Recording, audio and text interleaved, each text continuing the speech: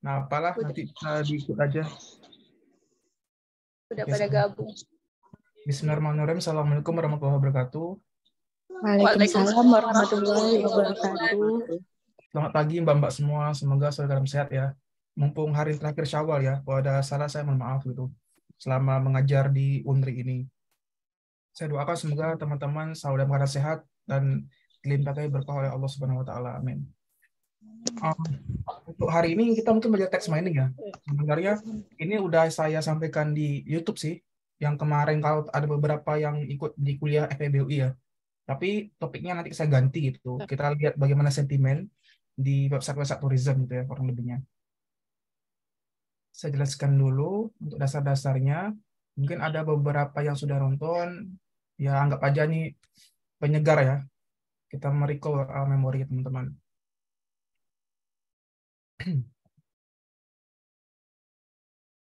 Oke, hari ini kita belajar tentang text mining ya, atau riset-riset tentang kualitatif begitu. Tujuannya adalah untuk apa? Nanti kalau mungkin teman-teman udah pernah lihat meme ini ya. Jadi kalau kita bahas tentang kerentanan bencana itu kan ada 3 hal ya. Kita klasifikasikan dari natural hazard gitu, bencana alam, dan natural hazard bencana bencana seperti COVID gitu atau penyakit TBC dan lain-lain sampai ke social hazard gitu ya. Nah, social hazard ini kita bisa antisipasi menggunakan data-data di text mining ini. Gitu. Anda ambil data sentimen tadi, entah di Twitter, entah di Facebook atau di Quora, dimanapun kita bisa ambil datanya, gitu ya. Nah, mengenal tipe-tipe data, jadi teman-teman di sini mungkin sudah banyak familiar ya dengan data ini. Seperti di sini ada data spasial ya, data spasial ya data misalnya kependudukan gitu, data BPS, Susunan Sakernas, itu kan data-data spasial atau data remote sensing gitu, data imaginary data namanya. Atau di sini ada data-data multimedia, data gambar, data suara, data video gitu. Nah, ini adalah data multimedia. Kemudian di sini ada data time series juga. Nanti sesi terakhir lah ya, nanti saya jelaskan untuk penerapan neural network gitu di time series ini. Jadi kita bisa gunakan untuk peramalan di neural network. Nah, yang menariknya di sinilah data-data kualitatif gitu. Jadi ada data teks ya, yang menjelaskan word descriptions for objects itu. Jadi dia mendescribe objeknya apa. Jadi itu tujuannya text mining ini. Nah, datanya nanti bersifatnya mungkin ada di internet ya. Jadi di sini formatnya ada format HTTP itu, Hypertext Transfer Protocol atau World Wide Web di sini. Jadi datanya dia tidak berstruktur, gitu ya. Tidak berstruktur dan bersifat multimedia. Nah, itu tipe data yang mungkin teman-teman pahami. Kemudian kira-kira data teks itu dalam bentuk apa saja? Jadi teman-teman kemarin kita udah belajar tentang bibliometrics kan ya. Nah, jadi tujuan di bibliometrics adalah untuk melihat bagaimana referensi sini. Books itu, ya, iLibrary, ini kan untuk biblio nanti, yang sudah teman-teman kerjakan ya di Scopus. Nah, atau nanti kita bisa bikin topik modeling di news article, di research paper gitu. Atau kita ngambil di web page di sini. Nah, atau nanti kalau teman-teman gunakan ini bisa gunakan untuk sentimen, gitu ya. Sentimen. Jadi untuk melihat bagaimana kira-kira masyarakat netizen ya, mereka memikirkan terhadap suatu masalah gitu. Kita bisa lihat di sentimen mereka, apakah mereka anger, apakah mereka joy, surprise, dan seterusnya gitu. Jadi lebih ke emosinya. Nah, jadi di sini data itu, teks ini lebih banyak daripada data angka ya. Karena kan satu huruf ini aja tuh udah data sebenarnya. Gitu. Maka di sini dibilangnya approximately around 80% gitu. Dengan data yang tidak berstruktur dia. Nah, itu adalah untuk text mining.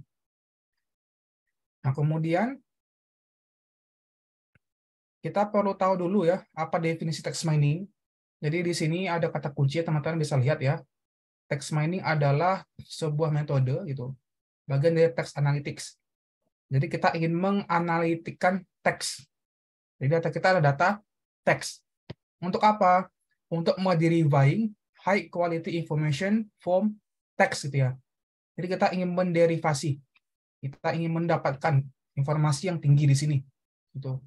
Nah, jadi di sini beberapa dari peneliti menyebutkan bahwa ini adalah bagian dari information retrieval. Nah, ini ada 2 kata kunci. Kita ada information, kita ada retrieval. Apa maksudnya? Nah, kita kembali ke atas poin kedua. Maksudnya adalah mendiscovery, ya. Discovery informasinya dari informasi yang sebelumnya tidak ada gitu ya, atau unknown information. Jadi kita ada informasi sebelumnya dia belum lengkap gitu. Makanya kita perlu mendiscovery kan ya. Kita harus melihat kira-kira apa sih maksudnya dari data itu gitu. Jadi kita bisa menggunakan ini untuk information retrieval gitu ya. Nah, tantangannya apa? Tantangannya adalah di sini Anda lihat ya, often large amounts of unstructured text gitu ya. Nah, jadi kalau data-data angka ya seperti 10, 1000, 3000, ini kan kalau diolah kan mudah banget ya. Kalau ada data missing data NaN ini kan mudah diimputasi gitu ya. Nanti kalau data seperti ini kan mudah untuk kita handling. Nah, yang masalah ada bagaimana ketika dia dalam bentuk teks seperti ini. Itu ya. Belum lagi dia huruf miring ini italic ya. Ini italic. Belum lagi nanti dia ada huruf besar huruf kecil. Kayak ini kan kecil nih. Terus dia tiba-tiba huruf besar gitu ya. Atau semuanya tiba-tiba kapital. Belum lagi nanti kita harus mengeliminasi tanda kutip gitu ya. Dash, titik, gini, tanda miring. Ini kan kita harus bersihkan dulu ya. Belum lagi ada emoji nanti. Nah, makanya tadi dibilangkan datanya dia itu tidak berstruktur. Jadi ini lebih ke high dimensional data di sini di text mining. Itu tantangannya. Nah, jadi teman-teman, di sini bagaimana untuk cara pengolahannya ya. Jadi di sini teman-teman lihat di bagian kiri sini kita perlu yang namanya export system. Ini ya. Kita perlu yang namanya export system di sini. Misal teman-teman lebih suka untuk riset tentang bisnis, ya silakan pakai topik bisnis itu ya. Kalau teman-teman suka dengan topik teknologi, silakan gunakan topik teknologi. Nah, maka di sini adalah bidang kepakaran teman-teman di sini untuk menjelaskan maksudnya seperti apa. Nah, teman-teman perlu melengkapi tools gitu ya. Ibarat kita mau makan kan ya, kan kita punya banyak alat makan nih. Misalnya Anda mau makan bakso gitu, ya kita pakai sendok lah untuk mengambil kuahnya gitu ya. Jangan Anda pakai garpu gitu. Sampai gimana pun ya nggak bakal keambil itu kuah dari bakso gitu ya. Nah, makanya tadi di sini Anda harus bijak juga ya, memilih kira-kira apa metodenya, entah model machine learning, boleh-boleh aja tuh, atau model statistik, ya nggak masalah. Nah, kemudian di sini ada kata kunci NLP. Nah, jadi yang biasa ditanyakan kan ya, apa bedanya antara text mining sama NLP? Kalau text mining, ini hanya sebatas untuk melihat bagaimana knowledge-nya, gitu ya. Tapi kalau NLP, ini ada emosi, gitu. Jadi kita lihat bagaimana emosi seorang gitu, ketika dia membuat sebuah teks itu. Nah, jadi kita gunakan NLP di sini. Kemudian ada information retrieval di sini. Nah, datanya nanti data dalam literatur ya, Scopus gitu, Bibliometrics. Kalau Anda mau gunakan data email, boleh aja. Kita punya data Twitter juga gitu ya. Kita ada news artikel, software dan seterusnya. Nah, hari ini nanti kita akan belajar gimana untuk menganalisis sentimen di web pages ya. Nanti saya ajarkan tuh cara-caranya. Kemudian di sini adalah perbedaan antara text mining sama data mining. Begitu. Nah, intinya begini. Text mining ini kan dia lebih nilai frekuensi ya gitu ya. Jadi di sini kalau text mining dia lebih ke frekuensi. Karena dia nanti akan muncul ketika berapa banyak data yang kata yang paling sering disebutkan gitu. Misalnya dan, ke, dan seterusnya gitu. Nah, nanti akan terbuat dengan nilai frekuensi. Itu ya. Makanya di sini metodenya nggak banyak teman-teman. Dia hanya sebatas probability. Ya. Kan berarti kan ketika ada data kata misalnya teks itu, terus ada count dan seterusnya. Nah, nanti kita lihat berapa banyak teks yang muncul gitu ya. Nanti ada berapa angkanya gitu. Jadi kan dia lebih nilai probability. Nah, beda dengan data mining di sini.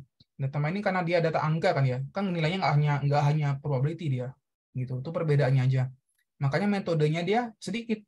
Text mining dia hanya mengikuti proses-proses peluang dia untuk dibikin, paling sebatas Bayesian gitu, atau sebatas probability lainnya gitu. Nah, beda dengan data mining di sini. Jadi makanya modelnya ini banyak di machine learning, di data mining dibandingkan dengan text mining ini. Text mining model-model nggak banyak dia. Jadi dia prinsipnya hanya sebatas prinsip probability gitu. Nah, itu untuk resumenya.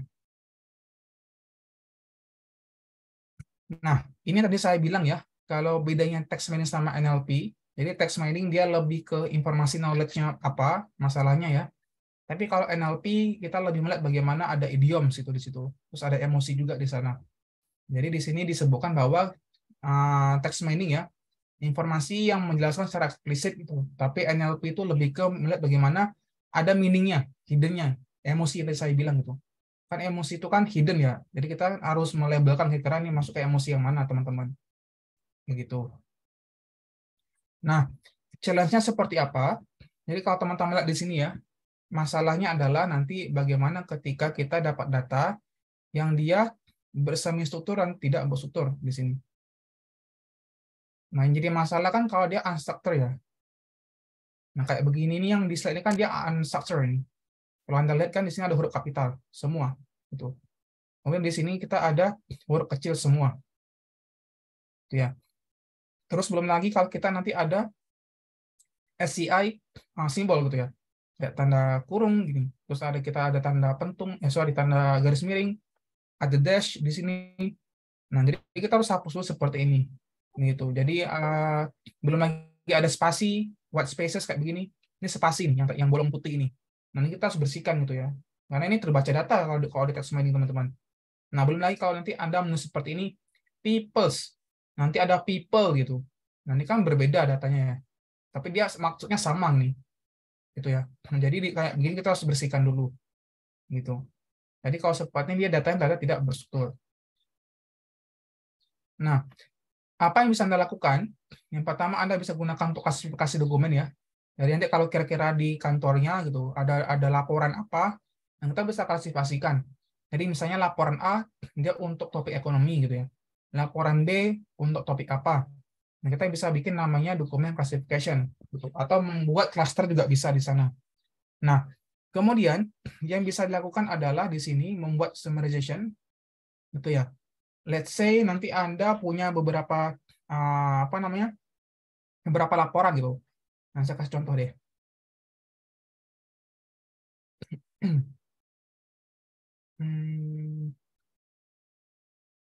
Nih, let's say Anda ada sekian banyak PDF ya. Laporan tahunan 2014 gitu. Laporan tahunan 2015, 16, 17, 18, 19 dan seterusnya. Nah, Anda buka dulu laporan ini. Ini kan halamannya banyak ya. Kan nggak mungkin kan Anda baca satu persatu gitu. Nah, kita bisa gunakan text mining ini untuk melakukan topic modeling itu. Anda lihat, ini ada 128 halaman gitu ya. Nah, kemudian Anda kalikan aja kalau Anda punya 10 aja udah 1000 halaman kan. Nggak mungkin kan Anda baca kan. Nah, jadi tujuan text mining itu adalah membuat dokumen summarization gitu. Nah, kira-kira bagaimana hasilnya. Nah, saya kasih unjuk contohnya deh untuk dokumen summarization. Biar kebayang. Kalau ada pertanyaan silakan dulu. Saya sambil buka filenya. Dokumen summarization.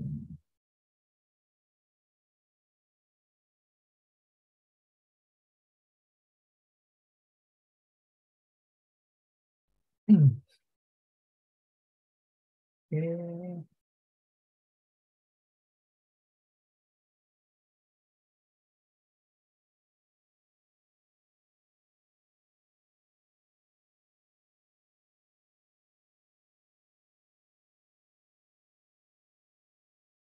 Nah, ini contohnya. Jadi, ini namanya topik modeling ya. Nah, jadi kan saya sampaikan, let's say nanti Anda punya beberapa file ya untuk di sini. Misalnya anggaplah ada 10 atau 11 PDF di sini laporan gitu. Ini kan kita bisa bikin topik modeling ya. Kira ini dia bahas apa. Nah, PDF ini dia bahas apa gitu dan seterusnya lah sampai sekian banyak PDF. Nanti setelah Anda olah, nanti Anda bisa dapat seperti ini teman-teman. Nah, jadi misalnya nanti PDF pertama gitu. PDF pertama itu adalah laporan keuangan yang dia banyak sekali membahas kata-kata program sosial gitu. Ada miskin, ada lindung, ada guru. Nah, berarti topik pertama tadi atau PDF pertama dia lebih banyak tentang membahas ini. Gitu ya. Kemudian di sini nanti Anda lihat sampai topik-topik seterusnya ya. Bisa topik kedua gitu. Topik kedua berarti dia di PDF yang kedua. Nah, ini ada kata-kata bangun. Ada kata-kata indikatif, pagu indikatif, capaian liar, kembang. Nah, berarti mungkin laporan itu adalah laporan yang banyak melaporkan tentang ada pembangunan. Gitu ya, ada pagunya di sini. Nah, ini topik kedua sampai ke PDF ke-11 itu. Nah, misal yang ke-11 tadi, misalnya tahun 2021, PDF fiskal tadi itu banyak membahas tentang tumbuh gitu ya. Ada investasi, ada ekspor, dan seterusnya. Nah, sorry, ini 2022. Nah, jadi kalau topik 2000, kalau di page 2022, mungkin karena setelah COVID ya, jadi di sini ada kata-kata dorong, ada sektor, gitu, ada investasi, ada tumbuh. Nah, berarti bisa saja pemerintah Indonesia di laporan itu banyak menyebutkan atau memberikan afirmasi ya, kalau ekonomi akan bertumbuh gitu, kalau ekonomi akan berkembang. Nah, jadi kita bisa bikin seperti ini. Ada kata-kata infrastruktur. Nah, mungkin bisa jadi ya untuk 2022-2023 ini, nah mungkin akan banyak anggaran yang terserap gitu, atau anggaran yang dikeluarkan untuk infrastruktur bisa jadi gitu. Nah, jadi ini contoh untuk dokumen summarization ya. Nah, jadi khawatirnya apa? Khawatirnya kalau nanti Anda nggak punya spasi yang dengan bagus seperti ini kan topik ke-6 tahun berapa saya kurang tahu nih, lupa. Ini kan banyak bahas tentang energi ya. Gitu. Jadi kalau Anda nggak familiar tentang energi, ini kan bahaya untuk interpretasi, gitu kan ya.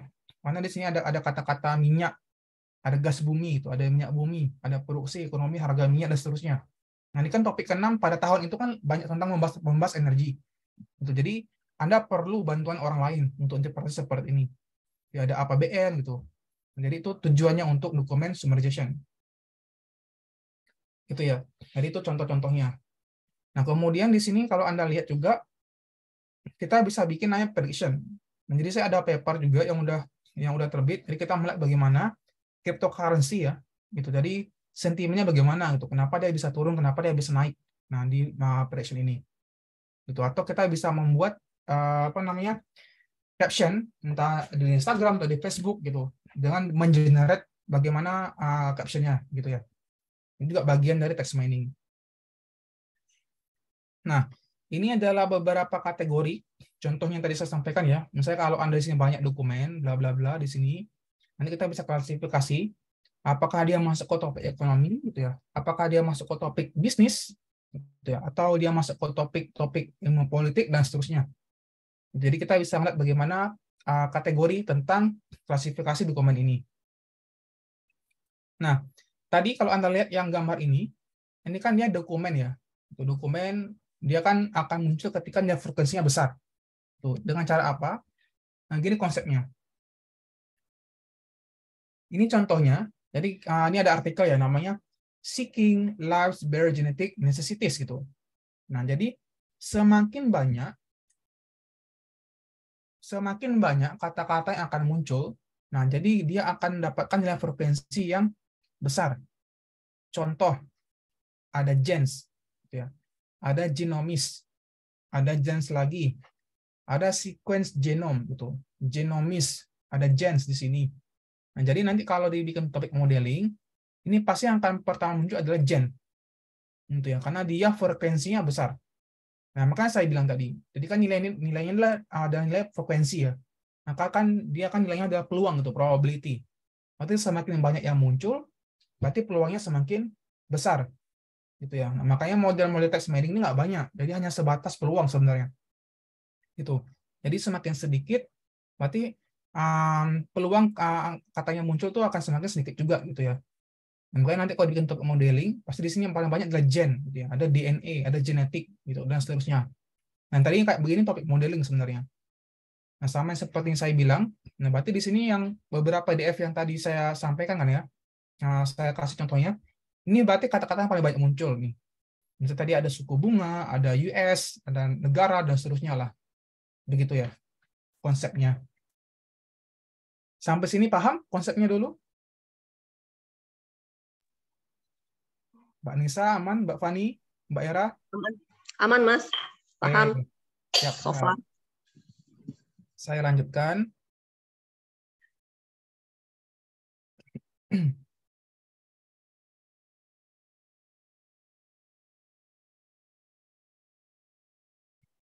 Nah, bagaimana caranya Anda mengolah ini?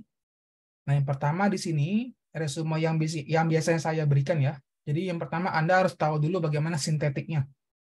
Kan kita akan mempreprocessing ya. Nanti ada beberapa cara bagaimana Anda membuat huruf ini huruf kecil. Jadi di sini nanti ada namanya to lower gitu ya. To lower. Jadi kita ingin mengecilkan semua huruf gitu ya. Terus nanti ada kata-kata kunci lagi lainnya namanya break of words gitu ya. Terus ada nanti fiturnya bagaimana. Maka tadi saya bilang ini nilainya adalah nilai frekuensi ya. Maka Anda bisa gunakan counting gitu ya. Ini kan nilai frekuensi. Berapa paling banyak. Nanti kita bisa pakai maksimum di sini ya. Dan nilai lainnya gitu. Nah, tujuannya apa? Anda bisa klasifikasikan menggunakan supervised learning atau clustering untuk unsupervised itu. Jadi ini beberapa cara untuk membuat text mining. Nah, detailnya seperti ini. Yang pertama, nanti Anda harus familiar namanya TDM atau dibikin sebagai term document matrix gitu ya. TDM, term document matrix di sini. Jadi dia akan dalam bentuk matrix ya. Gitu. Nah, jadi bagaimana caranya? Yang pertama adalah Anda harus tahu dulu menormalisasi teks tersebut. Terus Anda bisa meremoving gitu ya. Terserah Anda gunakan dari nilai terkecil atau nilai terbesar gitu. Jadi ini seperti deduktif induktif ya. Kalau Anda membaca gitu. Anda suka yang deduktif apa Anda suka yang induktif gitu. Jadi tergantung stylenya saja mau kayak gimana. Terus yang kemudian ketiga, kita meremoving setiap stop word yang ada ketika Anda bikin back of words-nya nanti. Kemudian kita mereplace slang word gitu ya. Jadi kan setiap orang kan beda-beda slang word-nya. Gitu. Nah, kemudian kita membuat reducing words dari root-nya gitu ya, dari stemming dan juga lemmatization. Nanti saya jelaskan lagi.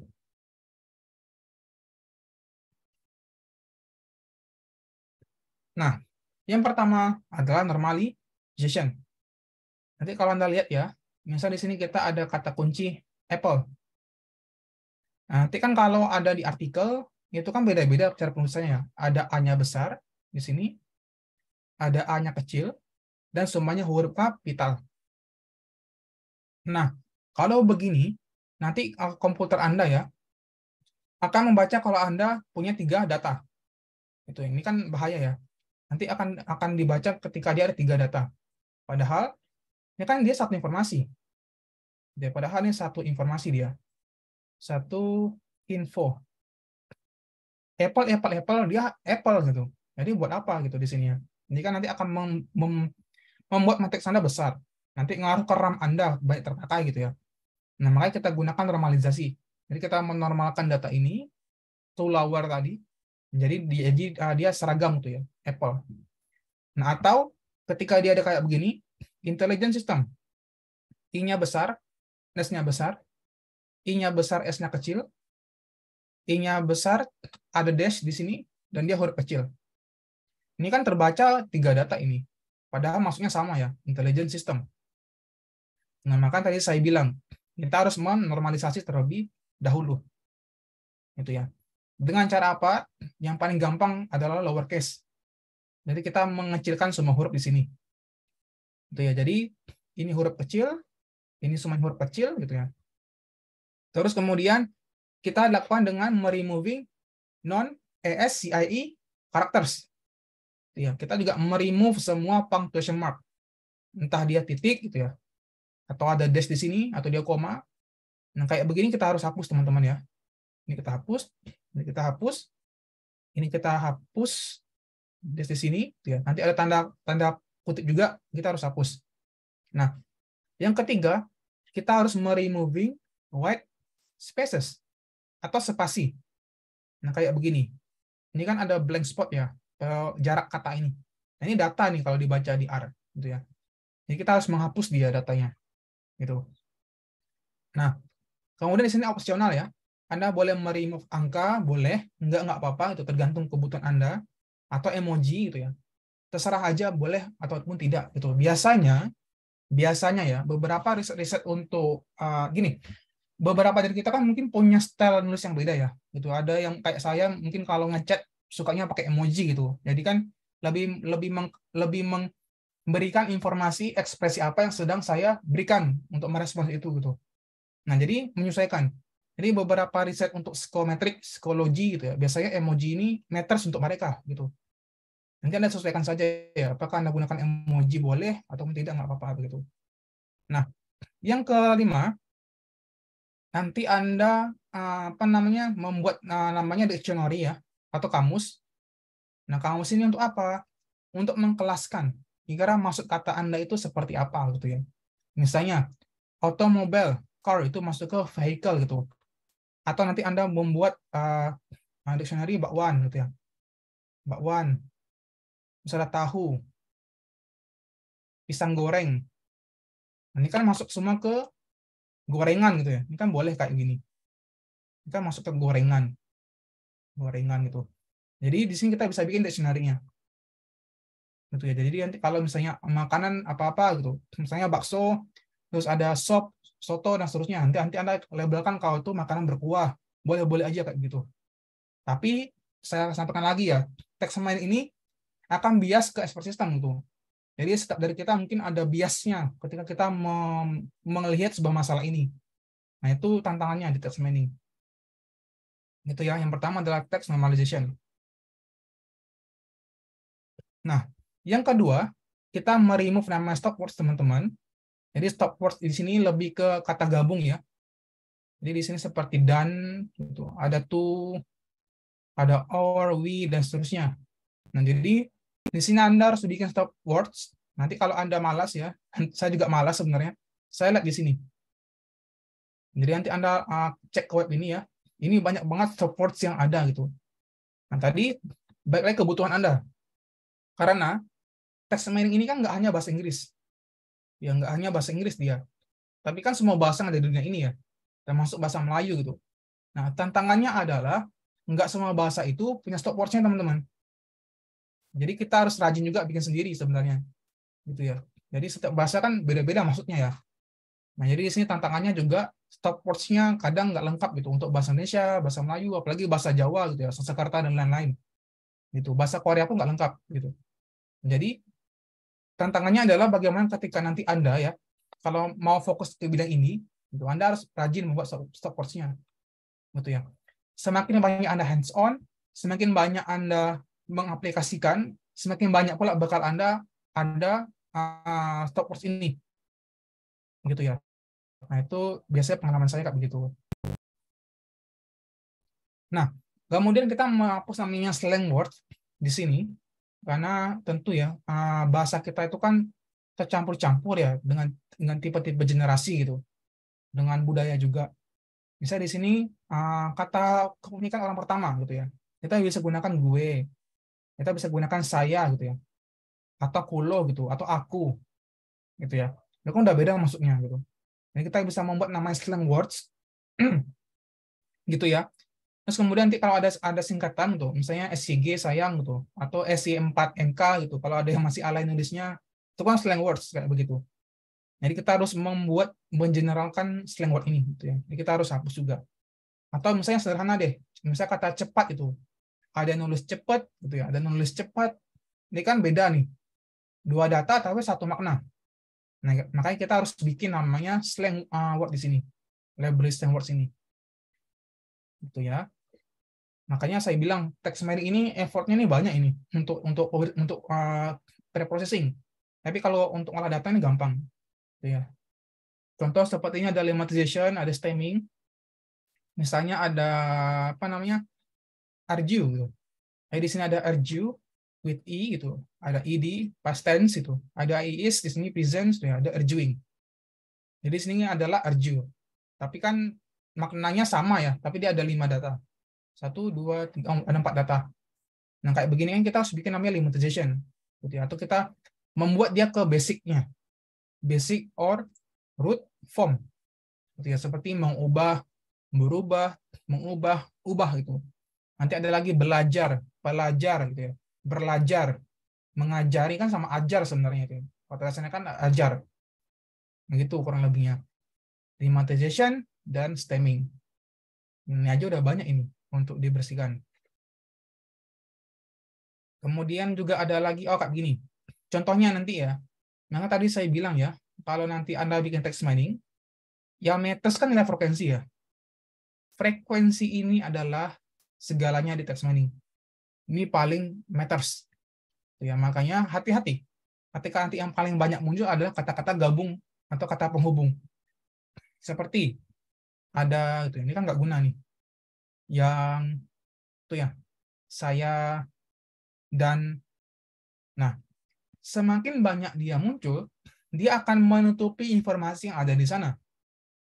Maka saya bilang tadi, hati-hati nilai frekuensi di text mining. Gitu ya. Frekuensi ini adalah segalanya di text mining. Karena dia nilainya nilai peluang ya. Semakin banyak dia muncul, maka peluangnya akan semakin banyak. Makin besar. Makin besar dan banyak. Kan? Oh ya. Jadi saya bilang lagi, frekuensinya adalah meters. Gitu. Jadi kita bersihkan dulu. Nah, kalau udah bersih kayak gini kan enak ya. Nah, ini informasi kita pengen ambil itu. Ada bareksa. Gitu ya. Ada hijau. Nah, makna hijau di saham ini adalah memberikan return paling banyak, teman-teman. Ya, kalau merah berarti rugi gitu. Nah, ini kan informasi yang kita pengen dapetin nih. Kira-kira kalau orang-orang itu menggunakan bareksa, bagaimana sih yang mereka pikirkan gitu ya? Tentulah mereka kan akan ingin dapatkan return ya. Makanya kata-kata hijau. Terus ada OVO, menarik nih. Nah, berarti transaksinya bisa dibayarkan ke OVO gitu ya. Ini kan kita perlu parties lain ya di sini. Nah, jadi kan ini sangat berguna untuk teman-teman membuat knowledge manajemennya ya. Dibandingkan seperti ini. Misalnya ada RDPU gitu. Terus ada, saya nggak tahu nih kenapa ada mbah di sini. Terus di sini ada apa lagi ya? Turun gitu, saham dan seterusnya lah. Jadi di sini ada informasi yang ingin kita dapatkan gitu dari bareksa.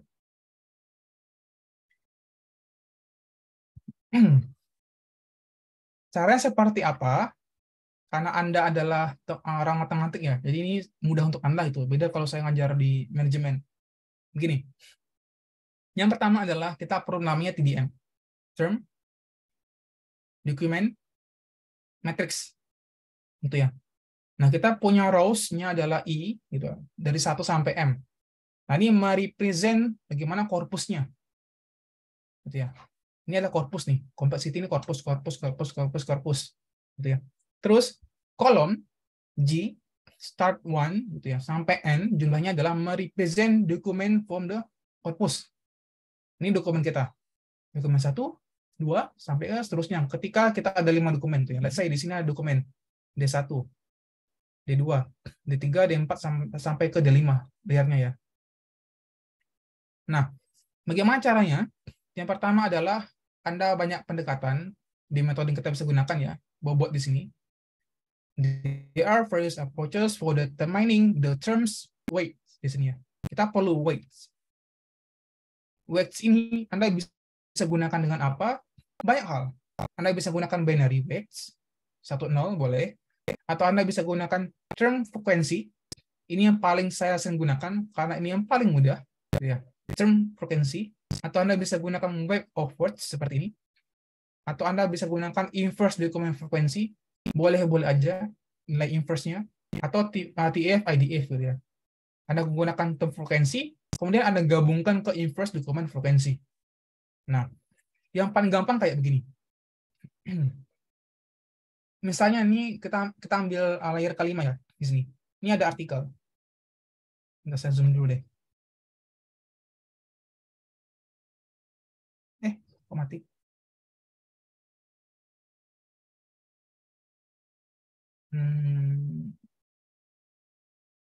Bisa di zoom deh. Ya, nggak usah di zoom. Oke, begini. Kita baca ya.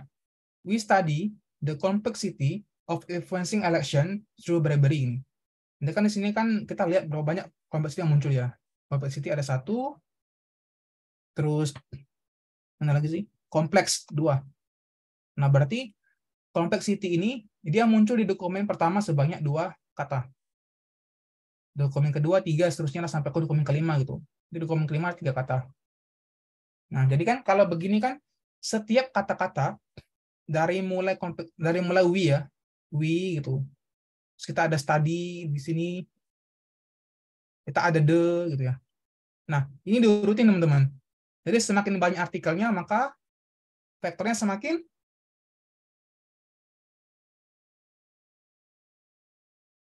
apa? Semakin besar lah ya.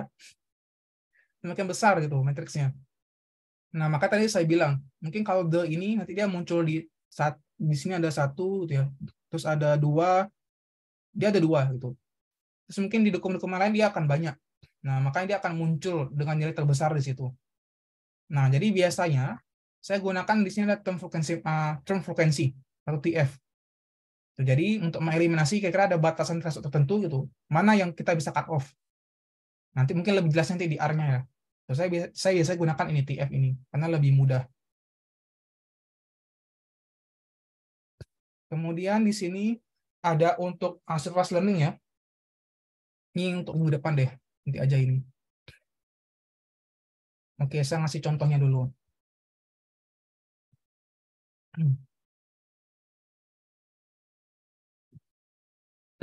Teman-teman bisa lihat coding ini ya ke apa namanya PDF, bukan PDF, RAR yang udah saya kasih minggu kemarin itu ada materi ini. Nah, nanti di sini teman-teman butuh atau perlu beberapa package ya, seperti RVES di sini, DPLYR gitu, TM, terms matrixnya, word plot itu dan seterusnya. Nah, caranya adalah di sini nanti Anda bisa membuat atau memanggil data dari website ya. Terserah aja di sini. Nah, contoh di sini kita pakai data Mulia Hotel.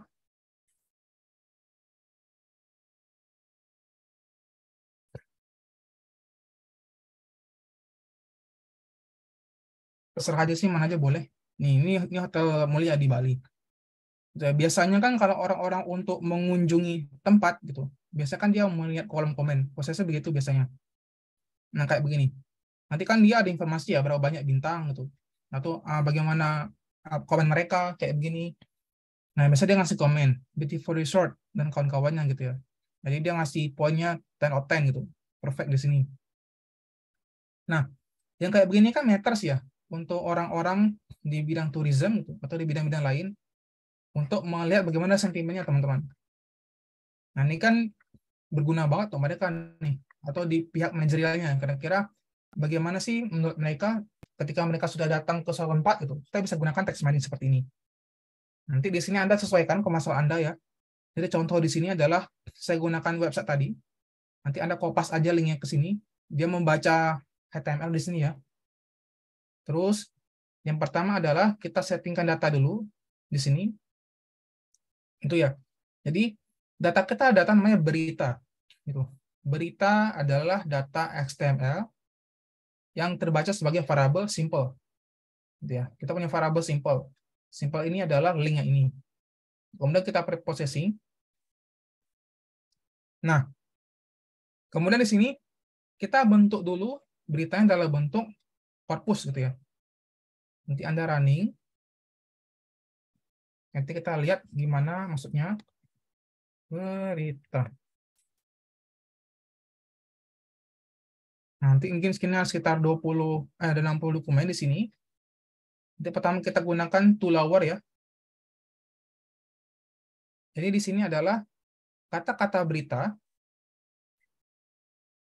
Gitu ya. Korpus berita tadi kita sudah gunakan untuk toolhour. Gitu, berarti dia sudah bisa di sini. Kemudian kita bisa meremove yang namanya adalah stop words gini ya, menggunakan English, ini paling mudah dulu. Nanti minggu depan lah kita coba bahasa Indonesia ya. Ini kita bahasa Inggris dulu. Jadi sini kita gunakan data berita ya. Data berita ini kita bentuk dalam term matrix gitu. Kita meremove words-nya, gunakan stop words-nya dalam bahasa Inggris. Kita running lagi. Kita meremove namanya punctuation di sini. Kemudian kita ngapus namanya white spaces juga, atau spasi. Tinggal di running. Nah, kalau udah, kita bisa bikin nanti matrix dulu. Jadi TM. Kayak begini. Kita bikin matriksnya. Kita coba panggil berapa dimensinya. 456. Ini ada matriks 555 kali 226.000 tuh. Besar nih matriksnya. Nah, makanya datanya ada data hack dimension gitu ya. Jadi sebenarnya kalau dibilang big data tuh lebih ke text mining big data gitu, karena matriksnya besar gitu, dibandingkan data mining gitu. Jadi di sini dimensi besar matriksnya. untuk DTM ini kita running lagi. Kita urutkan seterusnya. Nah, ini kata yang paling banyak muncul, gitu ya. Ada hotel mulia, ada room, ada resort, ada lokasi, villa, adults, dan seterusnya, gitu ya. Jadi di sini ada kata-kata yang paling banyak muncul di website hotel mulia tadi. Nah, kita lihat nilai frekuensinya di sini, gitu ya. Ini yang paling lower-nya ya, lower frekuensi. Kita lihat kata paling sedikit muncul tuh ini gitu. Terus misalnya nanti Anda mau ngeliat bagaimana korelasi gitu ya. Hubungan korelasi antar kata gitu. Misalnya, nanti kalau Anda lihat hotel mulia ini dengan child itu, dengan anak. Soalnya kan kalau nginap biasanya kalau turis itu kan nggak hanya untuk diri dia sendiri ya, tapi untuk anaknya bagaimana itu. Nah, jadi di sini kalau untuk anak gitu ya, yang paling matters adalah bed atau bedding. Ya jelas lah ya, kalau orang nginap kan kita lihat dulu kasurnya gitu. Kira-kira dia untuk satu kamar ada 2 bedding gitu ya, atau dia bisa untuk family room, itu kan matters ya. Terus juga di sini kalau kita ganti chart-nya adalah kurasi 0,3, kita dapat capacity. Ini kan matters juga kalau di hotel kan, karena setiap kamar kan beda-beda harganya gitu, kapasitasnya. Terus maksimum orang yang tinggal di sana stay-nya berapa itu ya. Terus ada lokasi. Nah, jadi ini paling banyak nih. Kamar berukuran 7 meter persegi di hotel mulia tadi. Jadi kalau nanti orang-orang bule itu mau ke hotel mulia mikir kan dia, kalau kamar seukuran ini bisa nggak dia kalau tinggal dengan 4 orang gitu ya, satu suami, satu istri sama 2 anak gitu, cukup apa tidak. Nah, kemudian di sini yang mereka tawarkan ada views gitu ya, ada ocean. Mungkin ini berguna untuk mereka ya, mungkin kalau anak-anak ada aktivitas di luar outdoor gitu, mereka bisa gunakan ini karena dia menawarkan views, karena dia menawarkan ocean, fiturnya seperti apa gitu ya. Jadi di sini adalah nanti Anda sesuaikan gitu ya, misalnya Anda mau ganti price, kira bagaimana harganya di sini. Nah, jadi kalau price berarti di application-nya di sini. Nah, berarti di sini ada perbedaan harga untuk kamar ukuran 505 meter persegi dengan kamar untuk ukuran 600 meter persegi. Gitu. Nah, ketika kita nyari harga, nah dia nawarkan kapasitas refundable. Jadi kan mungkin berguna untuk mereka ya, gitu. Refundable. Nah, kemudian di sini ada kata kunci lagi, ada garden. Oh, berarti kalau beda lagi nih ukuran kamar gitu ya. Mungkin ada kamar yang dia view-nya ada garden ya, atau view-nya ocean, seterusnya lah. Jadi di sini ada deposit juga yang diperlukan gitu. Jadi menyesuaikan ya. Misalnya Bali kita lihat. Ada nggak Bali di sini?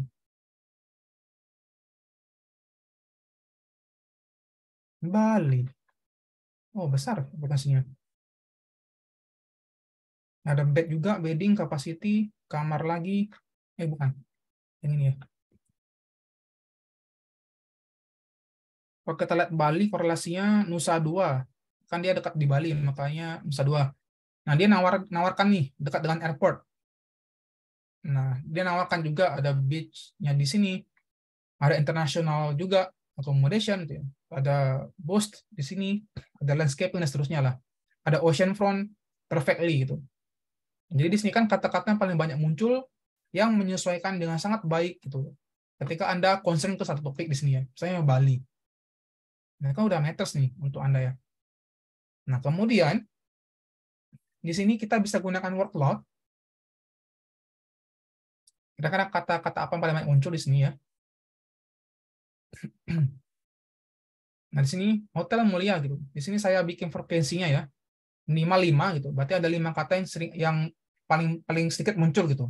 Dengan maksimal 100 kata yang akan ada di sini. Nah, jadi di sini dapat disampaikan atau dapat kita lihat ya, informasinya ada mulia, ada resort, ya ada bedding, villa, dan seterusnya lah.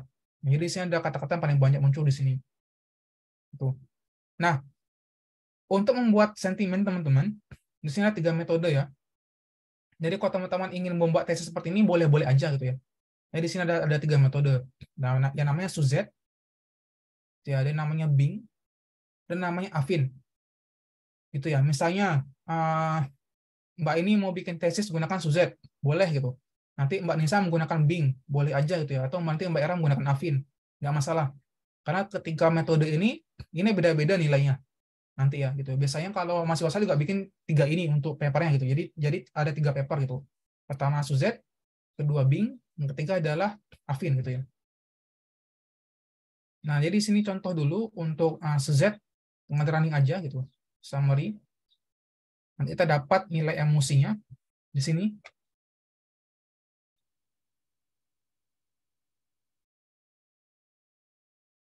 Kita bikin bentuk vektor, kita bikin TDO-nya, kita buat count-nya di sini. Nanti kita buat sentimen kayak begini.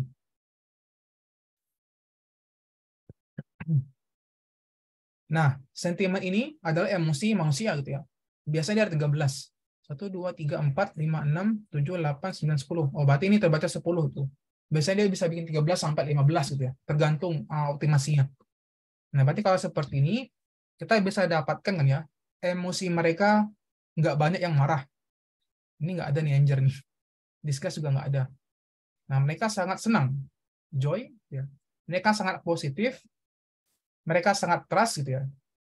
Nah, jadi di sini adalah kita bisa lihat emosi positifnya lebih banyak dibandingkan emosi negatif. Jadi dapat dikatakan kan ya, Hotel Mulia tadi itu banyak yang senang di sana gitu ya, ketika mereka tinggal di sana. Itu kan di sini banyak emosi joy, banyak emosi positif ya di sini juga. Kemudian trust dia. Begitu kurang lebihnya. Jadi kita bisa lihat bagaimana emosinya ketika mereka mengunjungi sebuah tempat di sini. Nah, jadi tantangannya apa? Tantangannya adalah bagaimana ketika nanti Anda meremove atau membersihkan data tadi. Gitu ya. Kita bentuk corpus dulu, kita bentuk konten transfer layer-nya dulu, terus English, punctuation, dan juga strip buat space-nya tadi. Nah, ini matters di sini. Ya, ini yang paling penting. Kemudian yang kedua adalah Anda pilih. Anda menggunakan Suzette boleh, gitu. Anda gunakan Bing juga boleh, atau Anda gunakan Avin juga boleh. Begitu. Nanti bisa dicoba-coba website lain ya. Misalnya website berita, apa ya, yang paling heboh sekarang? Coldplay. Kita lihat ya. Coldplay Concert Indonesia. Ya, kita coba yang The Straits Times.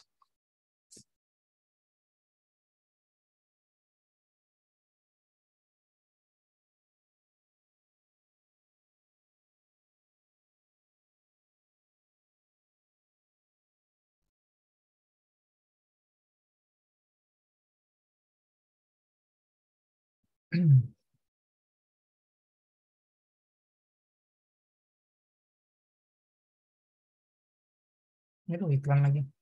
Bukan yang lain. Oke, ada. Nah, jadi di sini ada berita ya.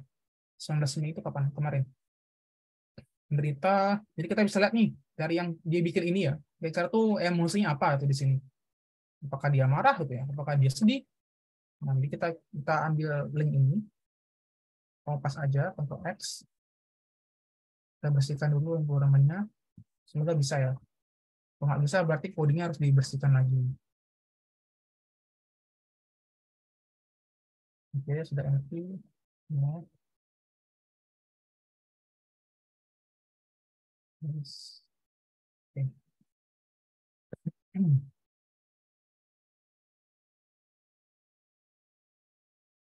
Kita lihat ya. Oke, terbaca. Running lagi. Running terus. Ada kata kunci tiket, konser, tiket, Coldplay, dan seterusnya. 1 million gitu ya. Kita lihat nilai frekuensi terkecil dulu. Tiket konser. Oke. Korelasi, kita nyari Coldplay. Korelasi limitnya 0,6. Oh, nggak ada. 0,3. Oke. Berarti korelasinya rendah ya, Coldplay ini. Berarti di sini ada kata-kata chance, peluang. Gitu ya. Mungkin yang paling metas ya, mungkin mereka dapat tiketnya bagaimana peluangnya gitu ya. Konser. Ada C, ada time, war. Pada war ya. Terus ada e-commerce. Nah, mungkin banyak e-commerce yang muncul ya. Bukan banyak muncul. Tiket-tiket ini banyak dijual di e-commerce mungkin. Itu ya, untuk calok-caloknya itu. E-commerce, ada Twitter, ya ada Tuesday, dan seterusnya. Nah, ini adalah ukuran asosiasi ketika kita gunakan 0,3. Coba kita ganti nilainya adalah price. Oh, jangan war. Kita lihat.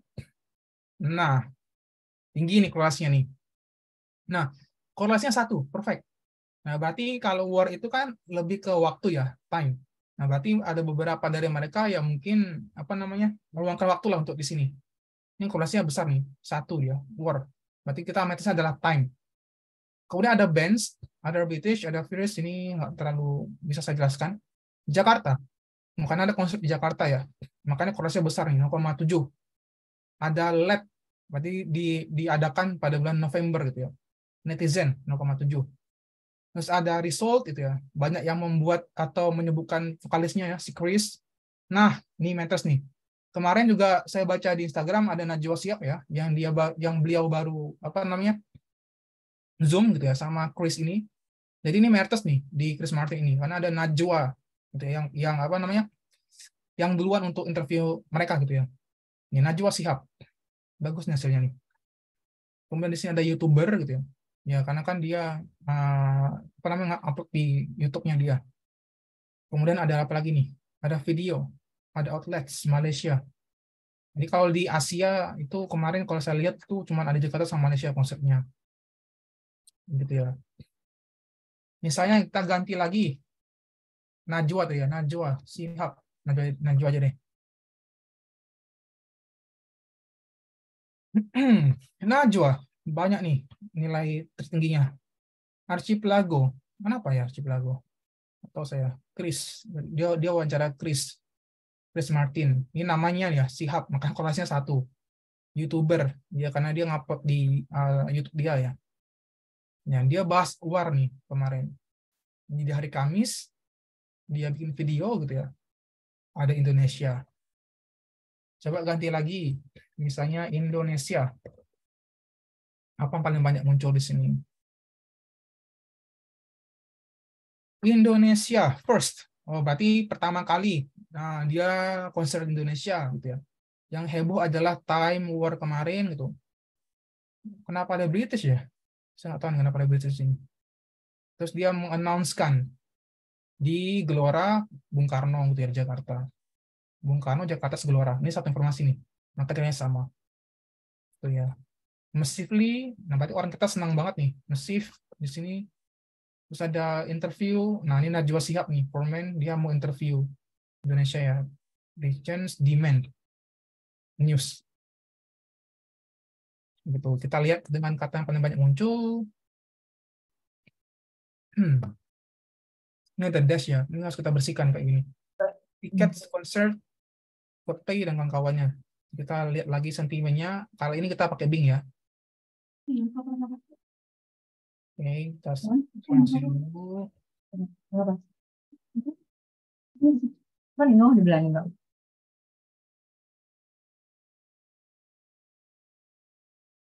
Kemudian kita dapatlah seperti ini. Ini kenapa pada enger ya? Saya geserkan dulu.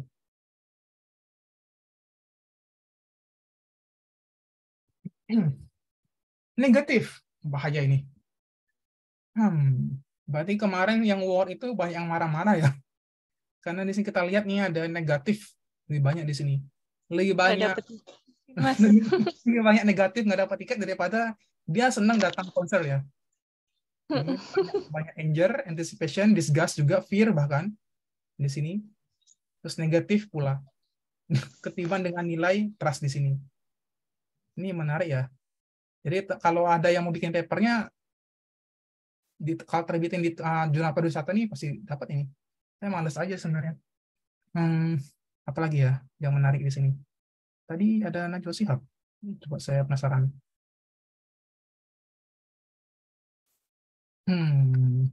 Mana Najwa? Oke.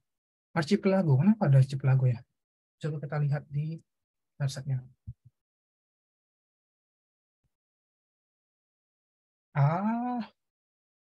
Karena dia menyebutin Indonesia ini adalah Archipelago. Itu ya. Ada besar besar juga. 11 million that 20 million for pay, I can buy bakso meatballs to the trade and trade the street with the kind of money. Oh, oke. Oh, itu sebabnya. Menarik. Mungkin itu teman-teman. Ada yang mau diskusikan dulu? Mas, saya dulu Mas. Oh, iya Pak. Assalamualaikum. Maaf batin Pak. Waalaikumsalam. Gimana? Sehat? Pak, alhamdulillah. Nggak Pak. sempat mampir Pekanbaru ya? Nggak ngas ada Bapak tadi di Zoom, kasihkan ngobrol.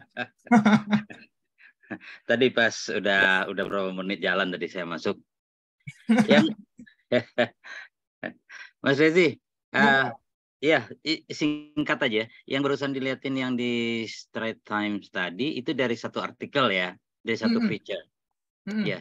Nah, kalau misalnya kita ambil di 1 bulan terakhir gitu, atau dari topiknya tentang apa tadi, music performance tadi, siapa nama grupnya tadi? Coldplay Pak. Coldplay, saya nggak familiar itu. Kalau misalnya kita ingin lihat dari beberapa newspaper, dari beberapa koran gitu ya, nah berarti kan kita ngambil dari Straits Times, dari Jakarta Post, atau dari mana? Berarti kita harus searching satu-satu ke korannya. Iya Pak, biasanya saya begitu. Oke. Soalnya kalau mau ngambil API di Google tuh nggak bisa. Jadi kan sebenarnya kan paling gampang begini ya. Misal, Google.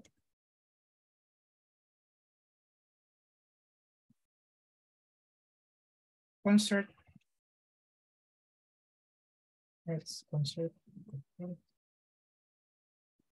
Saya Asia. Indonesia. Oh Asia, ya. Ini kan kalau kita copy kayak gini kan nggak bisa Pak atas Google ini. Nah, bisa copy linknya ya. Kalau bisa diambil tuh langsung kopas ke sini bisa. Jadi dia ketarik 9.300.000 data. Nah, kayaknya nggak bisa gitu. Jadi kita satu-satu buka-buka ini, atau biasanya kalau saya lagi rajin Pak, saya simpan dulu ke PDF. Ini saya simpan gitu. Jadi nanti dia kebaca dalam bentuk PDF, itu bisa gitu. Saya nih di Ctrl P dulu. Nanti simpan ke PDF gitu. Jadi dia kebaca ke PDF dia. Nah, kayak gini lebih memudahkan sebenarnya Pak. Soalnya kita nggak ada akses link yang ini, Kompas ini. Nah, link ini yang suka didapetin.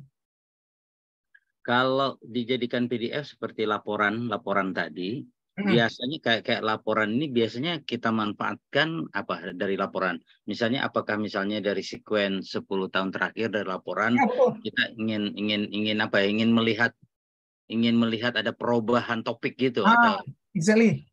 Ini saya sama fiskal kemarin dapat juga kami. Jadi ini dari badan fiskal gitu ya. Jadi kita pengen lihat kira-kira selama 10 tahun kemarin apa sih di laporan itu. Jadi kita lihat di sini. Jadi laporan pertama dia bahas apa, perlu sosial, sampai ke ada energi. Nanti ini kan saya nggak tahu nih. Berarti nanti dia ngasih tahu gitu. Kenapa tahun ini tuh energi yang paling dibahas dibandingkan mikroekonomi gitu. Nah, gitu paling Pak. Ya. Oke, ya, thank you. Mana yang lain ini masih sambil masak nggak di rumah nih? Enggak, iya Pak, sambil masak Pak. Enggak Pak. Enggak. Soalnya mau nanya? Enggak kelihatan. Barna mau ada pertanyaan? Halo Ratna. Ada Pak.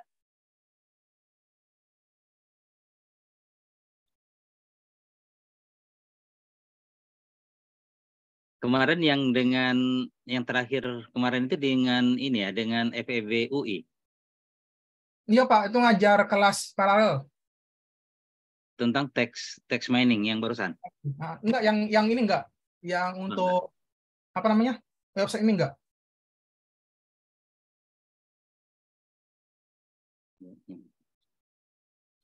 Ini seru sih ini untuk dilihat ini. Jadi kalau rajin ya, kalau Anda masih punya topik, coba dibandingkan nih. Ketika ada konser orang luar gitu ya, ketika yang lainnya dibandingin. Ya. Bisa dipepet kayak gini. Saya males aja sih. Udah capek badan Pak. Itu ngopreknya yang enak itu malam kan. Yang bisa nggak tidur itu udah mulai jam 11 sampai jam 3 pagi. Nanti teman-teman silakan lah ya kalau mau dibikin gitu ya. Entah mau lanjutkan untuk artikel ini masih menarik nih untuk terbit di Sinta-Sintaan aja lah. Kalau ada yang mau gitu ya. Codingnya cuman berapa baris ini? Cuman 73 baris. Jadi nggak sukar sih. codingnya udah di-share Mas Ada Rezi yang kemarin, mana? Pak. Yang Error kemarin, Pak. kira Oh, kemarin. yang di file BDA itu. Hmm. Oke. Mbak Fani ini pertanyaan, Mbak Ai, Mbak Era, Mbak Siska, Mbak Ria. Nyimak dulu, Mas. Mbak Ria kemarin hadir soalnya, jadi dia bakal lebih paham nih banyak, Pak. Izin saya sambil masak, Mas. Ah, ya. Benar ketahuan ya sambil Mbak Ria masak. rajin kalau ada kelas pasti datang, Mbak. Ya at least mendengarkan lah. Iya. Saya juga loh Mas, datang terus tiap ada Ya, saya kelas. nggak ngomong lagi. Iya, semuanya juga datang kayaknya sih. Tahu, Pak, nih. Ya, Padahal kameranya nggak dibuka, Mas Rezi nggak Nggak tahu. kalau Mbak Ria kan Hadir ada nggak, yang gitu. paling itu di atas dia biasanya. Gitu.